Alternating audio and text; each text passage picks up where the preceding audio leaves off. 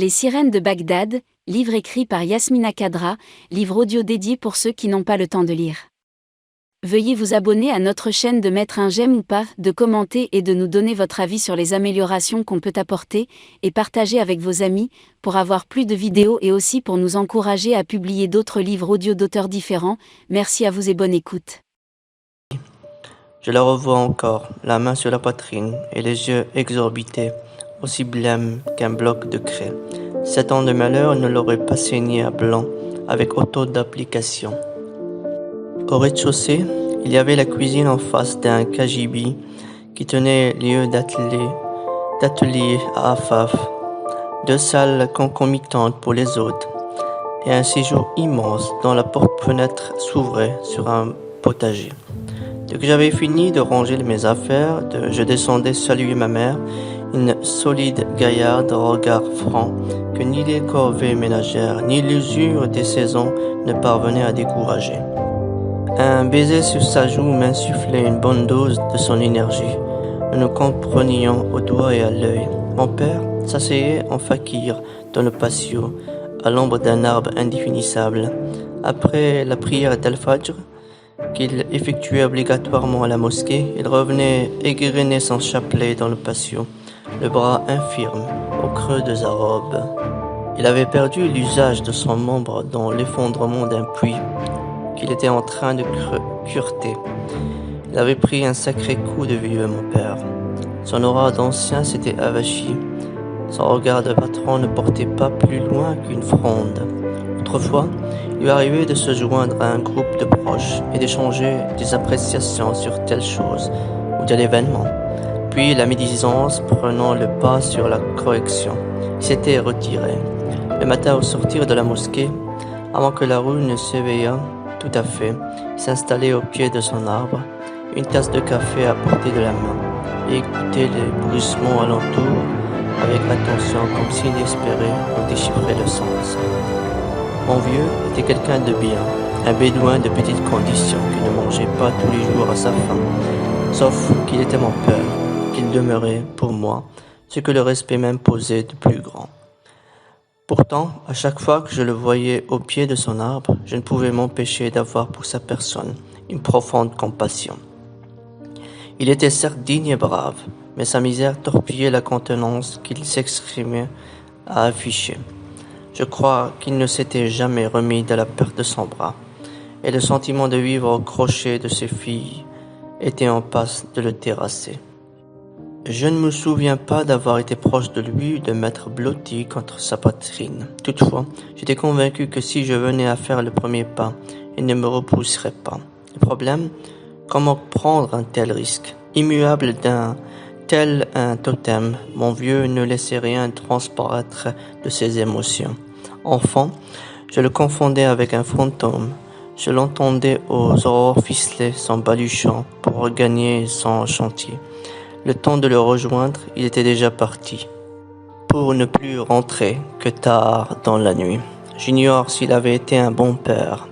Réservé aux trop pauvres, il ne savait que nous offrir des jouets, paraissait ne faire cas ni de nos chahuts d'enfants, ni de nos subites accalmies.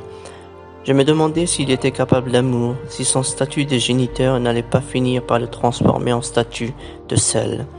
À Kafr Karam, les pères se devaient de garder leur distance vis-à-vis de leur progéniture, persuadés que la familiarité nuirait à leur autorité. Combien de fois avais-je cru entrevoir dans le regard austère de mon vieux un lointain miroitement. Tout de suite, il se reprenait et se raclait la gorge pour me faire déguerpir. Ce matin-là, sous son arbre, mon père se racla donc la gorge lorsque je l'embrassais solennellement sur le sommet de la tête et ne retira pas sa main quand je la saisis pour la baiser. Je compris que ça ne l'aurait pas ennuyé que je lui tienne compagnie. Pour nous dire quoi?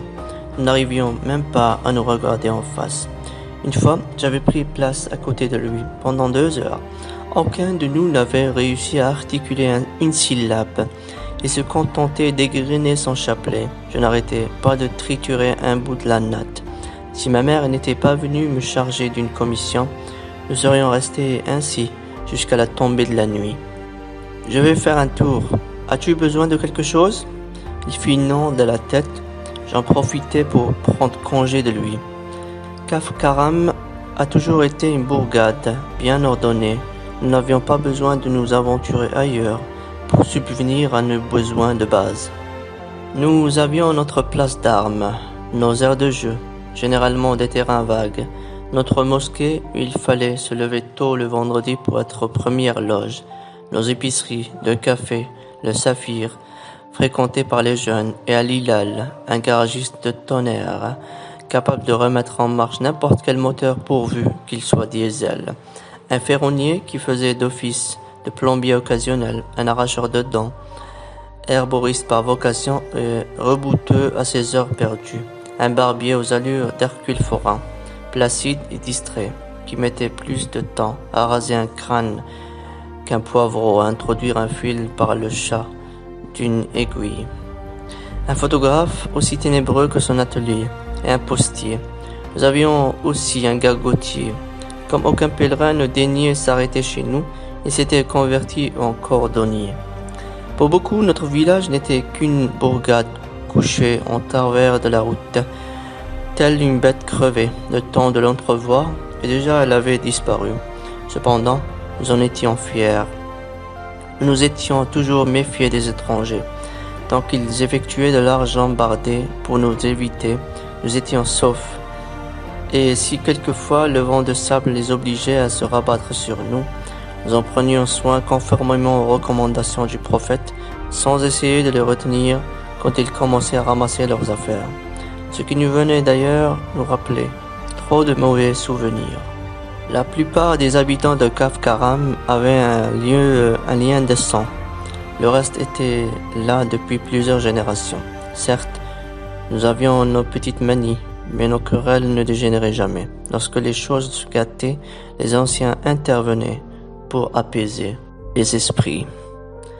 Si les offensés jugeaient l'affront irréversible, ils cessaient de s'adresser la parole, et l'affaire était classée. Par ailleurs, nous aimions nous retrouver sur la place ou dans la mosquée, traîner nos savates dans nos rues poudreuses ou lézarder au soleil au pied de nos murs, entorchis que défigurés par endroits des tablettes de parpaings ébréchées et nues. Ce n'était pas le paradis, mais l'exéquité étant dans les esprits et non pas dans les cœurs. Nous savions profiter de chaque boutade pour rire aux éclats et puiser dans nos regards de quoi tenir tête aux vacheries de la vie. De tous mes cousins, Kadem était mon meilleur ami. Le matin, quand je sortais de chez moi, c'était vers lui que je me conduisais mes pas. Je le trouvais invariablement au coin de la rue du Boucher, derrière un muret, les fesses scotchées sur une grosse pierre et le menton au creux de la main, à faire corps avec son siège de fortune. Il était l'être le plus dégoûté que je connaisse. Dès qu'il me voyait arriver, il extirpait un paquet de cigarettes et me le tendait. Il savait que je ne fumais pas, et pourtant, il ne pouvait s'empêcher d'avoir le même geste pour m'accueillir. À la longue, par courtoisie, j'acceptais son offre et portais une cigarette à ma bouche. Il me proposait aussitôt son briquet, je me mettais à rire silencieusement quand les premières bouffées me faisaient tousser. Puis, il tournait dans sa coquille, l'œil vague, le visage impénétrable. Tout le fatiguait. Les soirées entre amis comme les veillées funèbres, les discussions tournaient court avec lui. Parfois, elles débouchaient sur des colères absurdes dont il était le seul à avoir le secret. Il faut que je m'achète une nouvelle paire de chaussures. Il jeta un rapide coup d'œil sur mes savates et se remit à fixer l'horizon. J'essayais de trouver un terrain d'entente, une idée à développer. Il n'était pas preneur. Kadem était un virtuose de lutte. Il gagnait sa vie en se produisant dans les mariages. Il envisageait de mettre sur pied un orchestre quand le sort réduisait en pièces ses projets. Sa première épouse, une fille de chez nous, mourut à l'hôpital suite à une banale pneumonie. À l'époque, le plan nourriture contre pétrole décrété par l'ONU prenait l'eau.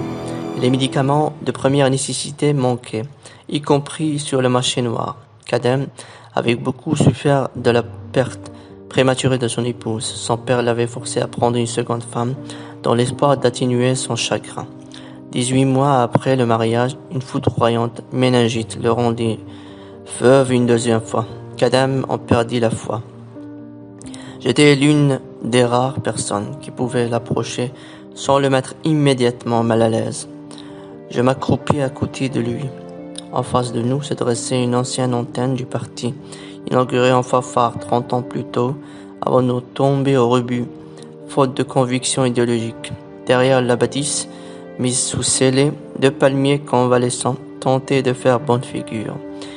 Ils étaient là depuis la nuit des temps, me semble-t-il, la silhouette retorse, quasiment grotesque, les branches ballantes et desséchées. Hormis les chiens qui venaient lever la patte à leurs pieds et quelques oiseaux de passage en quête de perchoirs vacants, personne ne leur prêtait attention. Enfant, ils m'intriguaient, je ne comprenais pas pourquoi ils ne profitaient pas de la tombée de la nuit pour disparaître à jamais.